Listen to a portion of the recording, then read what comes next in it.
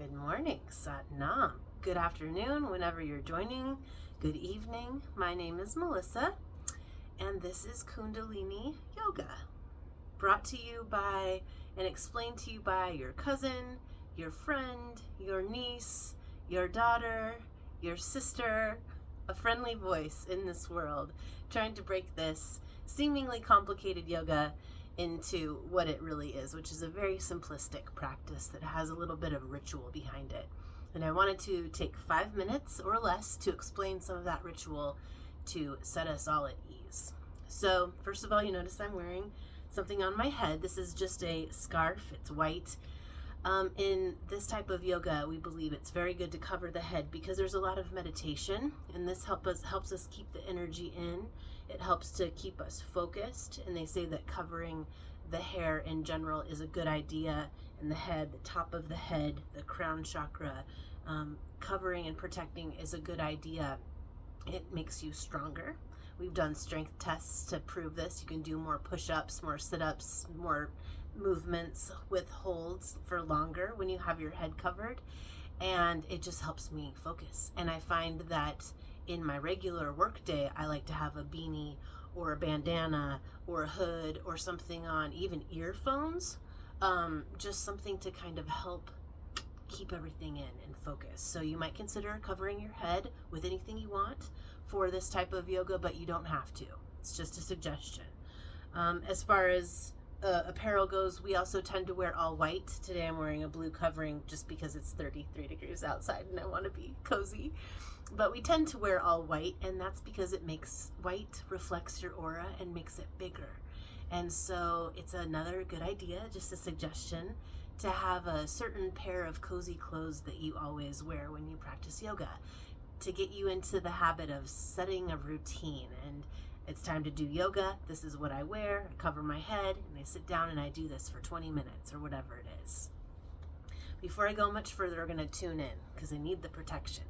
So with Kundalini Yoga, we tune in by bringing the palms of the hands together in like a prayer mode, and you sit up nice and straight and put this into your heart center. So my thumbs are touching my sternum, and you can find that place even if you have a lot going on up here. You just kind of wiggle and wriggle and get those thumbs to where they're touching the sternum.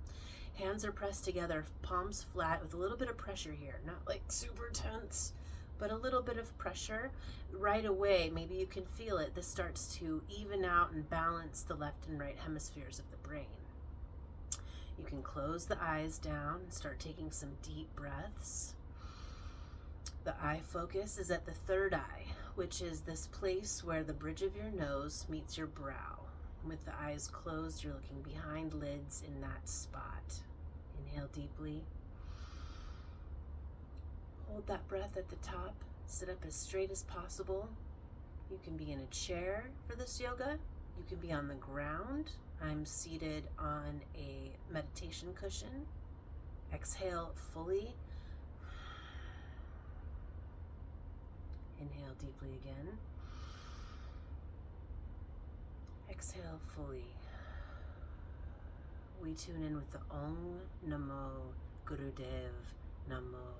We repeat it 3 times, and it simply means I bow to the inner strength, to the inner wisdom, to the wisdom that's already inside of me.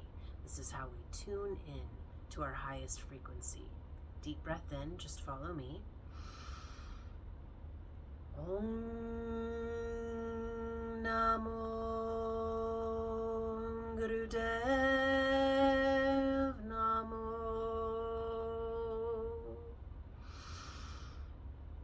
Om NAMO Gurudev NAMO.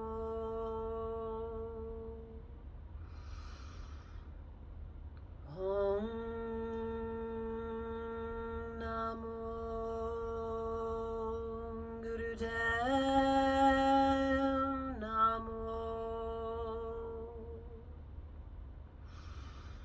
Deep breath in and hold. And exhale, relax your hands down. Just sit in silence for a moment. just to feel those vibrations, and how even that opening mantra helps to settle in, settle down. So we start every yoga practice, every Kundalini yoga practice with that tune in, and we end it with a little song. This is just tradition, and I'll show you when we get there. Let's see. In a couple more minutes, what else can I tell you? Let's talk about seating. Again, I mentioned right before we tuned in, you can be in a chair. For most of this, I'll try and keep that in mind. I'm going to, when we do these Kundalini yoga kriyas, this is Kriya yoga, and a kriya is just a set of exercises. So these are very prescribed techniques. Yogi Bhajan brought Kundalini yoga to the States in 1969, and every kriya is like, you could think of it as a recipe for bread or for cake. There you do certain things in a certain order for a certain amount of time. And so my job is to watch the timer. I like to play music to support the movement, and we finish and end exercises in a certain way, which I'll describe as we do the kriyas. So this is Kriya yoga. The format of each class is we always tune in, like first thing we tune in for getting into that frequency, and it's also for protection. And then there's usually a couple simple warm-ups just to get the body moving, the blood flowing, the spinal fluid circulating, the air moving through us. A warmer, then a kriya, whichever one I choose for the day. Some are short, some are long, some are tough, some are easy. They exercise different parts of the body, and every single one of them has a prescribed effect. So just like a recipe, you know you're making Aunt Barb's awesome rolls. This kriya that we're going to do next is for the spine, brain, lymphatic system. It really helps with clarity. So there's usually a prescribed effect. We'll do the kriya. Then usually after the kriya is a shavasana, or a layout, where you can lay down. If you're not comfortable laying down, you can sit and rest and let the movements and the breath, everything we did during the kriya integrate. After shavasana, we usually come up and do a short meditation, and then end the class with the sunshine song. There are a couple breaths I would like to tell you about. Long, deep breathing. This is known as 3-chamber breathing. Just talking about it makes you want to take a deep breath. So in 3-chamber breathing, or you can call it vase breathing. Imagine that your abdomen, your stomach, your lower part of you is the bottom of a vase. And with each deep breath, you're filling a vase with water. So the bottom of you, from the very bottom chakra of you, bottom core of you, fills up. And then you take air into the lungs and the chest and the heart area, and finally the throat. And so the idea here is that you're filling up from the bottom, and you really have to let your stomach expand and go. No sucking it in. This is all about expansion and filling up from the bottom up, and then relaxing and exhaling top down. So other kind of yogas can kind of breathe differently, but generally in Kundalini yoga, when we say long deep breathing, it's 3-chamber breathing, or vase breathing, from the bottom to the top, and then emptying the vase top down. So just taking a few of those breaths can do a lot to calm us down and center in this frantic day and age. The other breath I want to take a moment to talk about is breath of fire. I used to think it was breath of fire, like humidifier, but it's breath of fire. We just say it really quickly, breath of fire. It's a quick breath. It's like a panting from the nose, though. So you can start by practicing panting like a dog with your tongue out. This is a diaphragmatic breath. So let me see if I can tilt this camera a little bit. My stomach is moving. It's actually my diaphragm moving. So when I'm exhaling, I'm pushing out and up on the diaphragm. The inhale is actually just letting the air back in.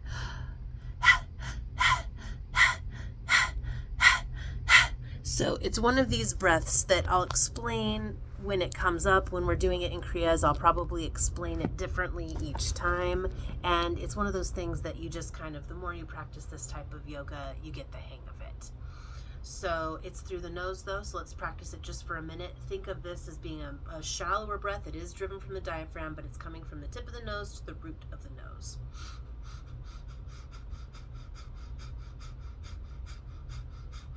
You see, it took me a second to even it out. You can do it slow when you're beginning.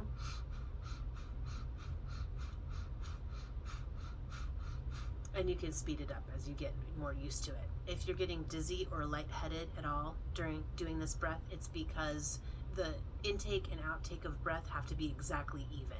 So if you're getting dizzy, you're probably getting too much air in, and just stop if that happens. Concentrate on the third eye, do long, slow, deep breathing, and come back into it. Again, I'll describe that one as we go through the kriyas. Okay, I went over the 5 minutes. This is just the introductory message to you to kind of orient you, hopefully get you interested in watching more and finding out more about this type of yoga. For now, let's close with the Sunshine Song. It's a very easy song. I had a note on it. It used to be a snippet from an old Celtic lyric poem, and then it was an Irish blessing. And so Yogi Bhajan heard it on the radio one day and was like, this is our song. This is a tradition. This is going to be our tradition. This is how we're going to close class. We sing it twice. And there's many different melodies. I just make up my own. And so you can follow me. Bring those hands to the heart center again. Sit up nice and straight. Crown of the head to the ceiling. Palms again are pressing, so elbows are out a little bit. And the thumbs are at the sternum. We'll take a deep breath to begin. You might chant this once for yourself and then once for someone or for a collective, a group of people out there that you think needs the prayer. Inhale deeply. May the long time sun shine upon you, all love surround you, and the pure light within you guide your way on. May the long time sun shine upon you, all love surround you, and the pure light within you guide your way on, guide your way on. Guide your way on. And now we end with a very common refrain or another mantra that we use in Kundalini Yoga, Sat Nam. It's ancient, not Sanskrit, but Gurmukhi, and it means truth is my name, truth is my identity, truth is my existence. It's a very simple meaning that's hard to explain. So we inhale deeply and follow me with the tones. Sat Nam. And we bow in gratitude for this breath, for this practice, for whatever it was, intuition, drive that brought you here today. So thank you for listening to this brief description. I'll see you for more Kundalini Yoga.